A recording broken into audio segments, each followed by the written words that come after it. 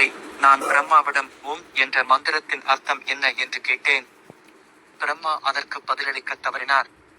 அவரது அறியாமையை நான் சிறையில் அடைத்தேன். அது உணர்விலேயே ஒரு பாவத்தை ஒளியால் அடக்குவது போல. இதை சிவபெருமான் கேட்டபோது அவர் மகிழ்ச்சியுடன் சிரித்தார். நீயே ஓமின் அர்த்தத்தைச் சொல் என்று என்னிடம் கேட்டார். ஆனால் நான் ஒரு சிறு குழந்தை என்றாலும் ஒரு ஞானி போல, அவர் எனது சிஷ்யராக இருக்கின்றவரைதான் விளக்கம் தருவேன் என்று கூறினேன். என் அன்பு தந்தை என்மேல் அளவிலாத பாசம் கொண்டவர். என்னை குருவாக ஏற்றுக்கொண்டார்.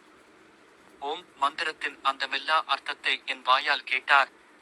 அந்த நிகழ்வே எனக்கு சுவாமிநாதன் என்ற பெயரை கொடுத்தது. சுவாமிக்கு நாதனாகியவன். இதிலிருந்து நீங்கெல்லாம் புரிந்து கொள்ள வேண்டும். நானே பரஞானம். நானே ஓம் என்பதற்குள்ளே உள்கொள்கின்ற இறையறிவு. நான் யாருக்கும் கீழல்ல. நான் யாருக்கும் மேலல்ல. நான் யாவருடனும் ஒன்றான ஒளியாக